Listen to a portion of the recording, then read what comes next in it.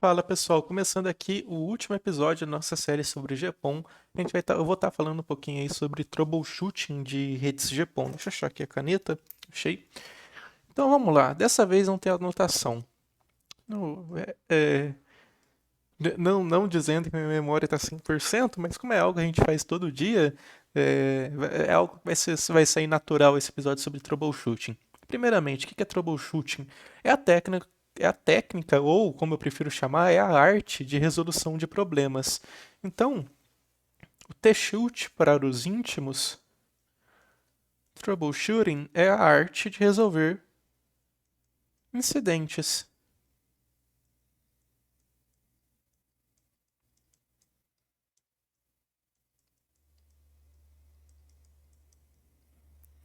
Vou falar um pouquinho sobre técnicas de resolução de incidentes no GPON, mas antes de cair nessa parte, vamos falar um pouquinho de como a gente faz T-shoot, né? No geral, o que a gente precisa ter para ter a capacidade de troubleshooting. A primeira coisa que eu sempre falo, para a gente ser um bom troubleshooting, o que a gente precisa ter de essencial é conhecimento. Não adianta a gente tentar fazer troubleshooting de algo que nós não conhecemos, porque das duas umas, ou a gente vai ficar chutando, ou a gente vai ficar chutando e vai acabar estragando ainda mais as coisas. Então, conhecimento é essencial na hora de fazer troubleshooting. É claro que você não vai ter 100% de conhecimento sobre tudo, porque as coisas estão sempre mudando, então é praticamente impossível.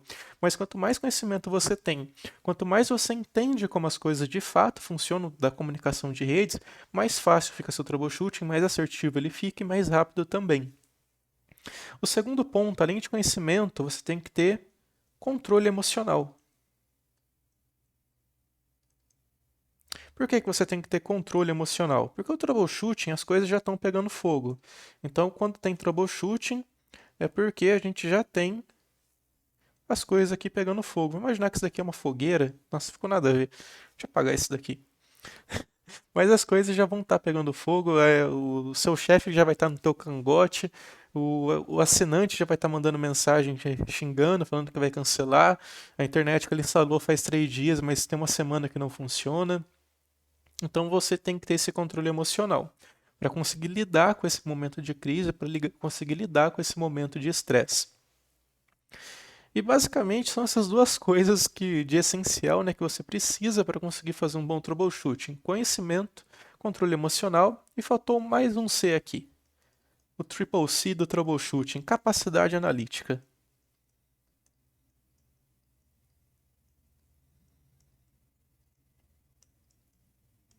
Então você tem que conseguir ter uma capacidade analítica de entender como as coisas se casam, né? Como os protocolos diferentes de comunicação interagem entre si para poder funcionar tudo. Por que a gente precisa de uma VLAN correta para poder autenticar o PPPoE? O que que é o estabelecimento da sessão PPPoE? O que que é a conexão PPPoE? Enfim, você tem aí N coisas que vão começar a interagir entre si para poder chegar no resultado final do seu modelo de negócio, e você tem que ter essa capacidade analítica para conseguir, no momento de crise, ter o controle emocional para buscar o conhecimento que você já tem e resolver esse problema. Então, por isso que o troubleshooting é a arte de resolver problemas. E no GPON, como que a gente faz isso? Vamos separar o GPON em um modelo de camadas lá do TCP/IP de 5 camadas. Então a gente teria a camada física,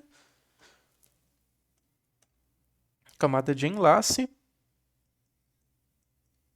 camada de rede e a camada de aplicação.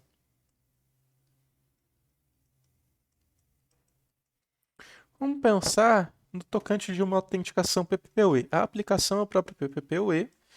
No GPON a gente não precisa se preocupar com ele, tá? Não diretamente, pelo menos. No GPON a gente não precisa se preocupar com rede. Enlace a gente tem que se preocupar, porque o próprio GPON está nesse nível, assim como as VLANs. Na camada física a gente tem a parte de atenuação e sinal óptico. Primeiro ponto que a gente precisa se atentar aqui. Cara, se a minha camada física tá ruim, eu não vou ter nada daqui para baixo funcionando. Então, a primeira coisa que eu preciso garantir no GPON é que a minha parte física está operacional. Então não adianta nada eu estar lá com a ONU chegando menos 29 de sinal, menos 28 e querer que as coisas funcionem bem. Não adianta nada eu olhar a porta do meu LT, tá uma ONU com menos 33 e querer que aquela porta POM funcione no 100% dela, tá? Isso não ocorre, não adianta querer enxugar gelo com um pano molhado. E é justamente isso. E isso é algo muito comum que a gente vê acontecer.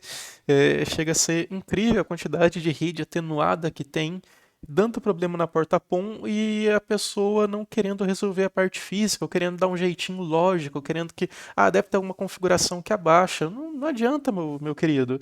Se o pneu do teu carro tá desgastado, não tem como você fazer um remold nele para ficar 100%. Não vai ficar 100%. Tá?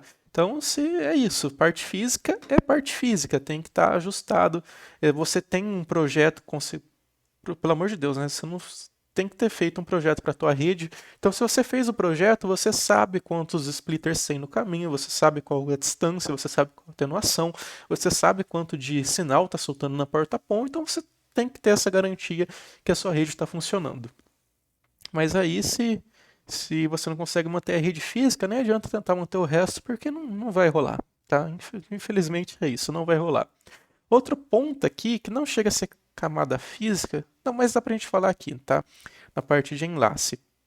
Tem um detalhe muito importante que é chamado de interoperabilidade.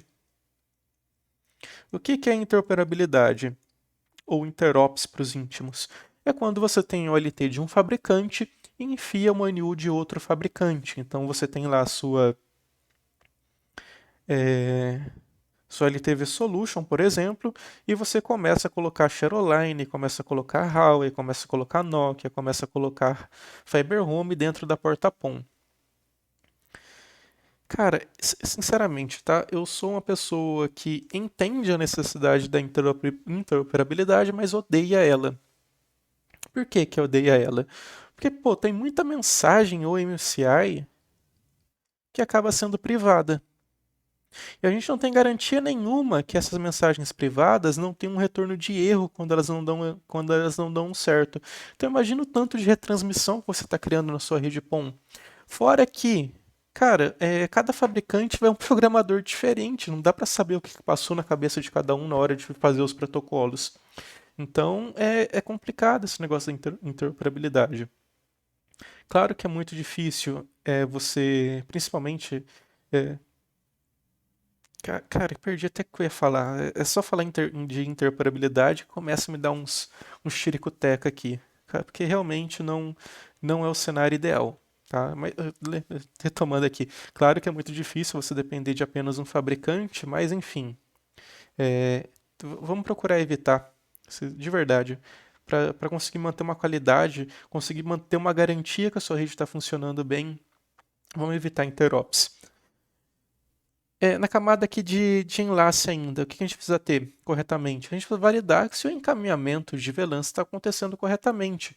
Se eu der um show MAC lá na minha OLT, se eu estou vendo o endereço MAC do meu servidor PPPoE, se eu estou vendo o endereço MAC do meu servidor DHCP, do TR-069, então tem que garantir essa parte aqui das VLANs também. Camada de rede não tem o que ser falado aqui.